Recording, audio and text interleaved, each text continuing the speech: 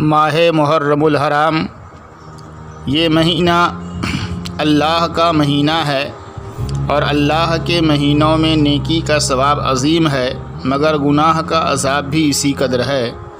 افسوس کہ اس مبارک مہینے میں اکثر مسلمان بدعات، بد رسومات، گناہوں، خرافات میں زیادہ مبتلا رہتے ہیں۔ شہر اور دیہات میں خواتین کا سج بن کر گھروں سے نکلنا، غیر محرموں کو دعوت نظارہ دینا اور خود غیر محرموں کو دیکھنا ہی معمولی گناہ نہیں۔ عاشورہ کے دن یعنی 10 محرم الحرام یوم عاشورہ کے دن سیاہ کپڑے پہننا، سینہ کوبی کرنا، بال نوچنا، نوحہ کرنا، منہ پیٹنا، چھری یا چاقو وغیرہ سے بدن زخمی کرنا، جیسا کہ رافضیوں کا طریقہ ہے، حرام اور گناہ ہے۔ ایسے افعال شنیعہ سے اجتناب کلی کرنا، مکمل پرہیز کرنا چاہیے۔ ایسے افعال پر سخت ترین وعیدیں آئی ہیں۔ مسلمانوں کو چاہیے کہ روافض کی اقتداء سے خود بھی بچیں اور اپنی عورتوں کو بھی بچائیں۔ علم، تخت، تعزیوں سے اہل سنت کو کوئی لگاؤ نہیں، نہ دین مبین میں اس کی اصلیت ہے۔ پھر باجا وغیرہ تو یزیدی افعال ہیں اور گناہ کبیرہ، ہاں نیاز فاتحہ کرنا محمود و مقبول بارگاہ الہی ہے۔ خوب ایصال ثواب کرے، اپنے گھر کے مردوں اور خصوصاً شہیدان کربلا و دیگر بزرگان دین کو اس کا ثواب پہنچانا بہت اچھا عمل ہے، اور جو ثواب بخشے گا اس کو اس کا 10 گنا اجر بھی ملتا ہے۔ حضور علیہ الصلاۃ والسلام ارشاد فرماتے ہیں کہ مجھے اللہ تعالیٰ پر یقین ہے کہ عاشورہ کا روزہ 1 سال پہلے کے گناہ کو مٹا دیتا ہے۔ اولیاء کرام فرماتے ہیں جو شخص عاشورہ یعنی 10ویں محرم کو 2 رکعت نماز اس طرح پڑھے کہ پہلی رکعت میں الحمد شریف اور سورہ انعام اور دوسری رکعت میں بعد الحمد شریف کے سورہ یاسین شریف پڑھے، اس کو 1000 برس کی عبادت کا ثواب ملتا ہے۔ اس ماہ کو بہت بزرگی عطا فرمائی ہے اور اس کی فضیلت بہت سی حدیثوں میں آئی ہے۔ چنانچہ ایک حدیث میں پیارے آقا علیہ الصلاۃ والسلام نے ارشاد فرمایا کہ روزہ ماہ رمضان کے روزے کے بعد افضل روزہ، ماہ رمضان کے روزے کے بعد افضل روزہ ماہ محرم کا ہے، جیسے فرض نمازوں کے بعد افضل نماز تہجد کی ہے۔ پیارے آقا نے ارشاد فرمایا کہ جس نے ماہ محرم کے پہلے دن اور ذی الحجہ کے آخری دن کا روزہ رکھا، اس نے نیا سال روزے سے شروع کیا اور پرانا سال روزے پر ختم کیا، اور اللہ تعالیٰ ان دونوں روزوں کو اس کے 50 سالہ گناہوں کا کفارہ بنا دے گا۔ محرم الحرام کی 10ویں تاریخ عاشورے کے دن کا روزہ رکھنا بہت بڑا ثواب ہے۔ ابتدائے اسلام میں مسلمانوں پر یہ روزہ فرض تھا، اور پیارے آقا علیہ الصلاۃ والسلام نے اس دن میں روزہ رکھنے کا حکم فرمایا تھا، مگر جب رمضان المبارک کے روزے فرض کیے گئے تو ماہ محرم کے یہ روزے جو ہے نفل رہ گئے۔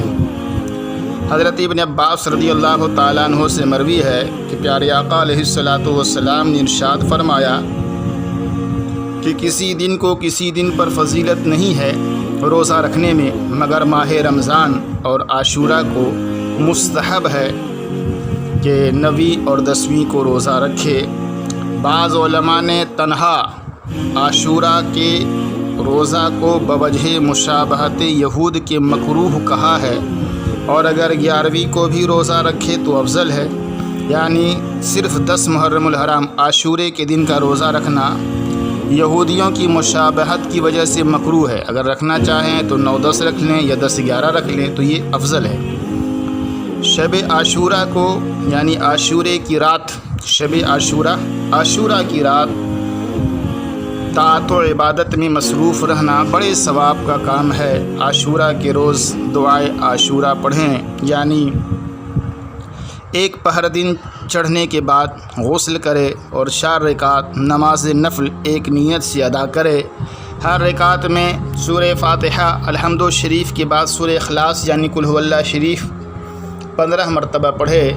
اور سلام پھرنے کے بعد 10 مرتبہ مندرجہ ذیل دعا وغیرہ بھی پڑھے، اور اس نماز کا ثواب سیدنا امام حسن اور سیدنا امام حسین رضی اللہ تعالیٰ عنہم کی ارواح پرفتوح کو بخش دے کہ یہ ثواب عظیم ہے، اور یہ دونوں حضرات اس کی شفاعت فرما کر اپنے ہمراہ جنت میں لے جائیں گے۔ یہ نماز اور دعا کو اکثر مشائخ کرام بزرگان اعظام سے منقول ہے، اور اس کی بہت بڑی فضیلت ہے۔ دعائے معظم اور مکرم یہ ہے دعائے عاشورہ۔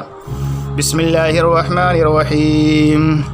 سبحان اللہ ملء المیزان ومنتہى العلم ومبلغ الرضا وزینة العرش لا ملجأ ولا منجا من اللہ الا الیہ۔ سبحان اللہ عدد الشفع والوتر وعدد کلمات اللہ التامات کلها وأسأله السلامة برحمته ولا حول ولا قوة إلا بالله العلي العظيم۔ حسبي الله ونعم الوكيل، نعم المولى ونعم النصير۔ اللهم إني أسألك بحق الحسن وأخيه وأمه وأبيه وجده وبنيه فرج عني ما أنا فيه برحمتك يا أرحم الراحمين۔ عاشورہ کے دن جو ہے غسل کرنا ہے، روزہ رکھنا ہے، روزہ افطار کرانا ہے۔ اگر کسی کو معلوم ہے کہ وہ بیچارہ غریب ہے، روزہ رکھا ہے، یا اپنے پڑوسی ہو کوئی بھی ہو، ان کو افطار بھی کروائیے۔ نفل نماز پڑھنا، دعا مانگنا، علماء دین کی زیارت کرنا، بیمار پرسی کرنا، یتیم